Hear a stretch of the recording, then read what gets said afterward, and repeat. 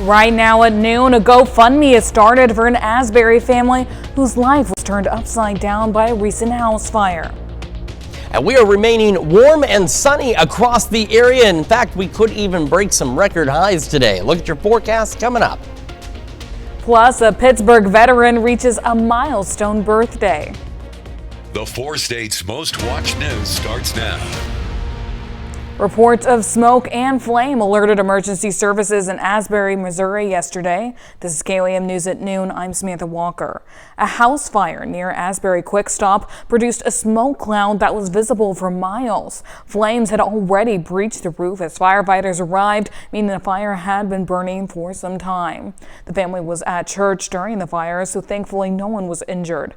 The home, however, was a total loss, and one cat is still missing. A GoFundMe has been created to assist the young family, which can be found on our website at KOAMnewsnow.com. A motorcycle collides at highway speeds with a car near Joplin last night. The crash occurred on 7th Street and fractured the motorcycle into 2 pieces. The bike driver suffered life-threatening injuries and was rushed to a nearby hospital before being flown to Springfield, Missouri for a higher level of care. Now here's Chris with a quick look at your forecast. Yeah, we had some patchy fog this morning. A look from our Pittsburgh camera, downtown Pittsburgh. You can see where some of that fog was still hanging on through the early morning hours out there. Thankfully, clearing on out, but even some dense fog. We had some visibilities about a mile out in Montgomery County near Independence this morning. Thankfully, nothing like that. Heading into the afternoon, MoDOT camera from earlier this morning, 20th and range line, clear skies overhead, looking pretty good. I'll take a look. We started yesterday at 41, made it to 69. Now look at our record high in 1999 of 73. That's why we're talking about today potentially breaking some record highs, because we're going to be even warmer than that. And yesterday's low, we started only a few degrees cooler than what the average high should be. So here's what we've got for us. Temperatures remaining above normal, and they've been that way through the weekend. They will continue to be that way. Even though they may go up and down over the next few days, they're going to stay above average with the exception of maybe Saturday. And we'll talk about that a little later. Rest of this evening, though, clear skies. Temperatures kind of hovering upper 50s, low 60s by 11 o'clock. Winds will pick up out of the south tonight. We'll start to see some clouds roll in after midnight as well. We'll have details on that, tomorrow's cold front, and our rain chances later this week here in just a few more minutes. Samantha? Thanks, Chris. A case of mistaken identity is causing headaches for a Kansas City restaurant after online backlash aimed at a similarly named business hundreds of miles away led to negative reviews, harassing calls, and safety concerns for staff. When bad news or false news circulates, us being the fake news there, it's just really damaging. Words travel far and wide. Last night, we received a 1-star review. Derek and Grace Carlson, who own Boulevard Tavern in the Crossroads, have received plenty of words in 24 hours. And then we received another and another and another and another. Critical reviews online. And then the comments and reviews started involving ICE. People are confusing the Carlson's business for one in Minnesota's Twin Cities, more than 400 miles away. We started getting phone calls today, some, harassing ones. We're worried about the safety of our team. I'm sorry, sir. I think you have the wrong location. A business by the same name is gaining traction on social media for appearing to remove a conservative influencer who stands for ICE. We're Boulevard Tavern, Kansas City. Grace is concerned about the safety of her team. It's just concerning, It's scary. And the damage people's words could inflict on her family's business. Those words, they do affect us. We want to provide a safe work environment for everyone. We want to provide a safe space for all of our guests. She says everyone has a right to their opinion. It's important to stand up for what you believe in. There's appropriate ways to do so. However, she hopes her words set the record straight. We're really just here for our guests and for the people to, maybe you had a bad day, come in and we'll make it better. Well, in Joplin, this year's Polar Plunge raised over $11,000 for Special Olympic athletes in the state of Missouri. This was Joplin's 3rd annual law enforcement torch run Polar Plunge and was held by sponsor Riverbend's Family Resort over the weekend. Other sponsors included the Joplin and Carthage Police, General Mills, and Planet Fitness. You can still make a donation on their website at plungemo.org. Well, ArtCon hit Neosho Junior High over the weekend, drawing over 2,000 fans and 100 vendors. Attendees met celebrity guests, joined panels and Q&As, and enjoyed video and tabletop games. Cosplayers showed off their costumes and competed for cash prizes, while artists and vendors sold special items. The event offered fun for the whole family and celebrated art, fandom, and community. I just like meeting people. I love people who come up to the table who are enthusiastic, who maybe grew up watching Yu-Gi-Oh! Or Teenage Mutant Ninja Turtles, or maybe still like to watch it. I just love meeting people. Everybody is so incredibly nice, and it's fun to talk. It's fun to talk to shows with people. The Joplin Public Library hosted its annual Black History Fair this weekend, bringing the community together to honor Black history in Joplin. The event featured local organizations, interactive displays, and short presentations highlighting past, present, and future contributions of the African American community. Library leaders say the goal is to educate, celebrate, and inspire across generations. Well, Pittsburgh man reaches a big birthday milestone this weekend. KOAM's Mitch Adams spoke with a veteran who's lived through 18 U.S. presidencies. The saying goes that age is but a number, and some people prove that. A Pittsburgh veteran and husband named Frank Emmel is celebrating 103 years of life. I was born and raised in Missouri. And you might say I grew up over in Reynolds County. That's in the southern part of the state. Born in 1923, Emmel went to school in southern Missouri in a two-room schoolhouse. And a little old country school, just 2 rooms, and at one time they did have one room that was for high school students. Another room was for the grade 2 school period. And that was about, 2-3 miles from my house. And I walked back and forth there every day. Emmel said that growing up in those days was much different, but it was enjoyable. But I look back on my childhood and I really love it. Many times with age comes wisdom, and Frank is not short of wisdom, sharing plenty about living a long and fulfilling life. We may change the route a little bit once in a while. But do good to your neighbors, be good to all people. And I guess if we could do good for something or somebody every day of life, that would help. In Pittsburgh, Mitch Adams, KOAM News. Well, coming up, funding for the Department of Homeland Security is set to run out Friday night, with lawmakers still far apart on key immigration issues. And later, we're making a temp meat truffles in the Mr. Food Test Kitchen. Congress has just days to reach a compromise on immigration enforcement reforms before funding lapses for the Department of Homeland Security. Republicans and Democrats are still far apart on some of the key proposals, putting agencies under DHS like TSA, the Coast Guard, and FEMA at risk. Natalie Brand has the latest from the White House. The ball is in the court right now of the Republicans. Facing a Friday deadline, Democrats and Republicans on Capitol Hill appear far from a deal on immigration enforcement reforms after federal agents fatally shot 2 U.S. citizens in Minneapolis. Either they're going to agree to dramatically reform the way in which ICE and other immigration enforcement agencies are conducting themselves, or they're making the explicit decision to shut down the Coast Guard, shut down FEMA, and shut down TSA. While there's been bipartisan agreement around requiring body cameras, there's pushback to other proposed changes, such as prohibiting masks and tightening rules around warrants.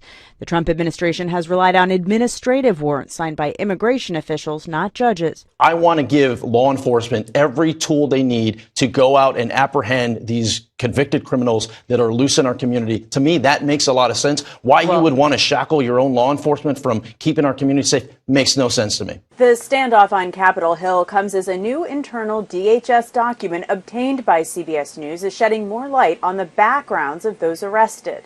The document reveals less than 14% of nearly 400,000 immigrants arrested by ICE in 2025 had charges or convictions for violent crimes. We're focusing on the criminals, we're focusing on killers, but ultimately they all broke the law. Some can, if they do it in a certain way, they can go out, they can come back. The document also shows nearly 40% of those arrested did not have any criminal record and were only accused of civil immigration offenses. Natalie Brand, CBS News, the White House.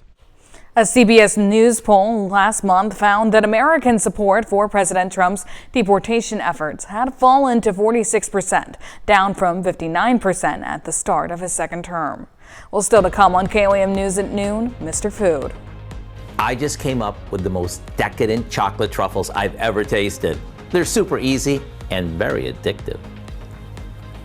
And temperatures again remaining above average, record highs possible today, and even with a cold front tomorrow, still well above normal. Look at your forecast when we come back. Here's your Skywatch weather forecast from the trusted Roper Kia Weather Center. Welcome back to the KOAM News at noon on this Monday.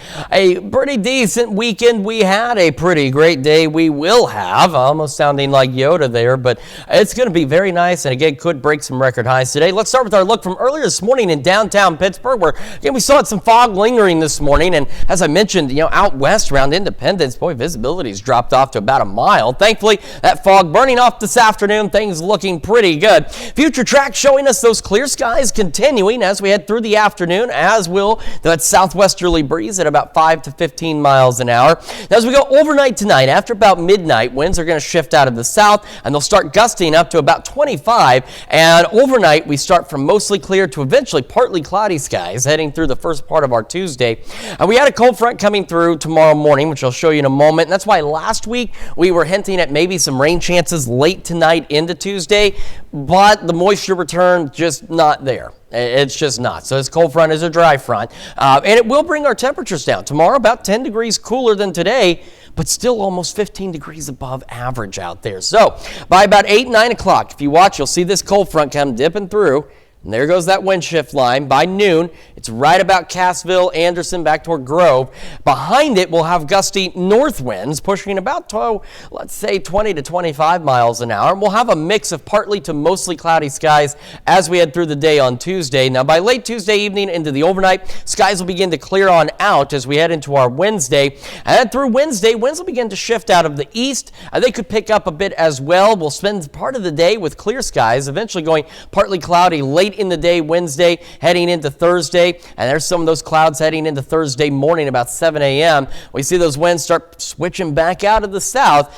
We do have some rain chances that'll hopefully hold true for us for Thursday night into Friday, because again we do need some rain across the area. As for today though, open up the windows, air out the house, go outside, whatever, because it's going to be nice. Record highs possible as we go into the mid 70s down south, maybe even some upper 70s, and those southwest winds at about 5 to 15 miles an hour.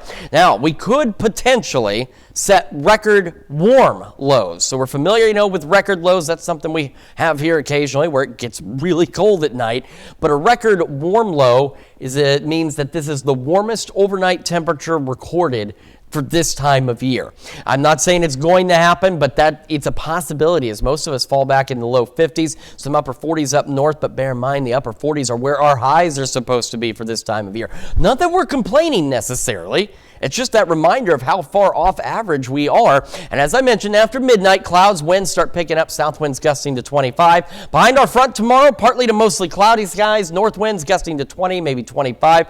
And yeah, even though we're about 10 degrees cooler, we're still about 15 degrees warmer than normal as we go into the low to mid 60s. And we're going to be a little cooler for our Wednesday, into the upper 50s and low 60s. But like I said, we're above average. Saturday is the closest that we get to average out there. So we're talking upper 40s up north, most of us into the low 50s. And bear in mind that that's where we're supposed to be, the upper 40s for our highs. So we're going to be the closest there. Overnight lows in the mid 20s, not happening. We're going to stay above average there as well. 50s and 60s return next week with some additional rain chances next Tuesday night into Wednesday. Samantha? Thanks, Chris. Stick around. We're making temp me truffles in the Mr. Food Test Kitchen. We'll be right back. With Valentine's Day fast approaching, we're taking a look at recipes that are perfect for the occasion. And who doesn't love something chocolate and something sweet? Howard is showing us how to make his Tempt Me truffles in the Mr. Food Test Kitchen. With Valentine's Day around the corner, it's time to start thinking about what kind of sweets to get your sweetie.